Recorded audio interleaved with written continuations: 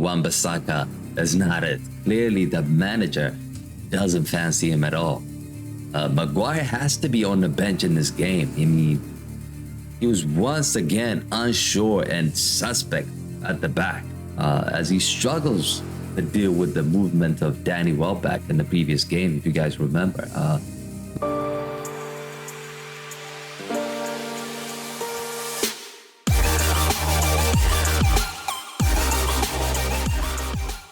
What's going on, people? Welcome back to the MU stand. This is the preview for Brentford versus Manchester United. To be honest, I'm not confident about this game. You know, going into this game, we lost our previous game. New manager Erik ten Hag clearly wants to get his first win in the Premier League. I reckon it's going to be very difficult. I think Brentford are a difficult team to play against. When you look at the team that Erik ten Hag has put, everything is off the cuff. I mean, you look at our last game against Brighton. They had a clear plan, a clear identity on how to play. Erik ten Hag is probably giving instructions, but the players are not taking it on board. Fred and McTominay, again, the two holding midfielders, are running all over the place. And the second goal, if you actually remember, is just a completely criminal because they both were out of it. I really feel for Erik ten Hag, that he's trying to put players in the right positions. He used Eriksen as a false nine to come on and link up play, and I obviously uses Rashford and Sancho for their pace, but it just didn't work. I mean, where do we go from here? I honestly don't know. Looking into this Brentford's game, which new Manchester United signing do you think could start against Brentford? Let me know in the comment sections what you think about that. But this is the lineup that I've gone with. Let me just pull that up really quickly. So this is the lineup I've gone with, as you can see on the right. Ten Hag looks to have settled on a 4-2-3-1 formation. We saw it against Brighton. Obviously, we've made some re-signings so far, with all of them expected to play a key role during this season. So this is the lineup I've gone with. As you can see on the right, David De Gea in goal. I think there's no question about that. Malacia and Martínez playing style looks perfectly suited to Erik ten Hag's system. Martínez should start alongside Rafael Varane, while Diogo Dalot would round up the defense. I wish we had another right back to compete with him, but for me, Wan-Bissaka is not it. Clearly, the manager doesn't fancy him at all. Maguire has to be on the bench in this game. I mean, he was once again unsure and suspect at the back as he struggles to deal with the movement of Danny Welbeck in the previous game, if you guys remember. Maguire allowed the striker to run him behind him and play him onside for the opening goal. He was booked for unnecessary scuffle in the second half as well. So I do expect Varane to get back into this team and start alongside Martínez.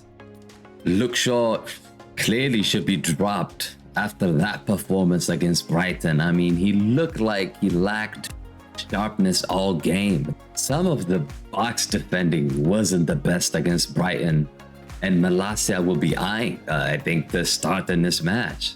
I wasn't convinced at all by Luke Shaw in that first game against Brighton.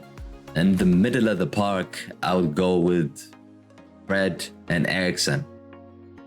I think they played better when Eriksen dropped off the link-up play against Brighton. He started off as a false nine, but then he had to drop off and make a change for Cristiano to go up front in the second half.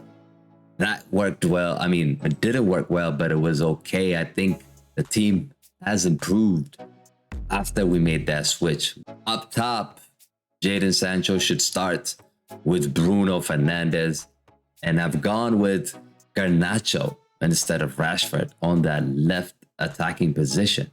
I know Marcus Rashford should be on the bench because he struggled to get involved in the first half. If you recall the game against Brighton, he was poor with his decision making on the ball. He had a great chance when we played in by Cristiano, but he couldn't beat the goalkeeper one-on-one situation. I mean, missing another decent opportunity in that game as well. So I expect him to be on the bench. Up front, I've gone with Cristiano Ronaldo. People talking about Ronaldo, what has he done? The disruption. Is he going to leave? Is he going to stay?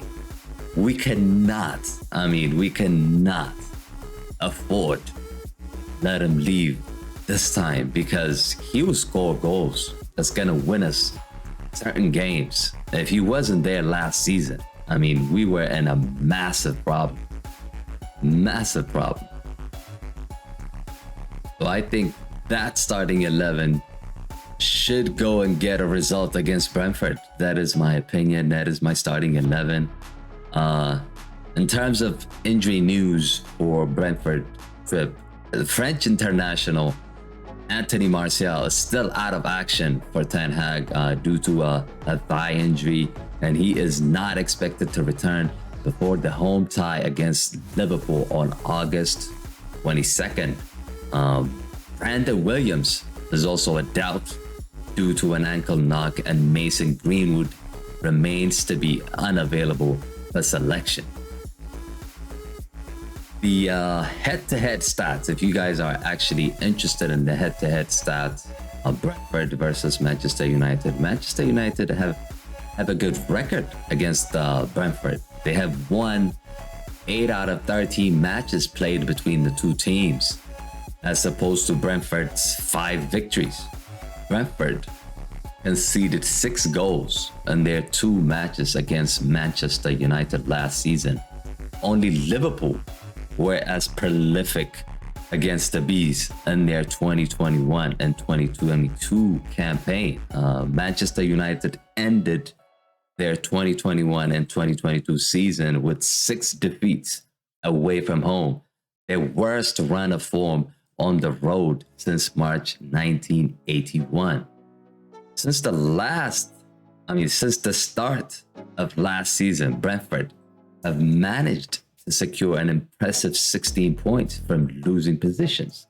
Only Liverpool and Tottenham Hotspurs are outdone the Bees in this regard. So, what was the score between Manchester United and Brentford last season? Did you guys know that? So United have won home and away against Brentford last season. A 3-1 win in January in London was followed up by a 3-0 victory in Manchester in the final week of 2021-2022 season. This game is going to be really interesting and really fascinating. I'm going to give you guys my predictions for this game. I think Brentford 1, Manchester United 2. United are a really difficult team to back at the moment, but I just have a feeling for the Red Devils here. The players should be fired up after that loss to bounce back from what was a poor defeat against Brighton. And although Brentford are capable of causing plenty of issues, I believe that we will have enough quality to just about get over the line in this contest. But to wrap up here, guys, this is the lineup I've gone with. Do you agree with it? Do you disagree with it? Please let me know in the comment section what you think about this lineup. Give us your score predictions in the comment below. What do you think is going to happen? Are we going to see Cristiano from the start? What is your best 11? Let us know your thoughts in the comment sections down below. I will be doing the watch along as well, so be sure to tune in for that. Thank you so much for watching. I'll catch you guys in the next one. Peace.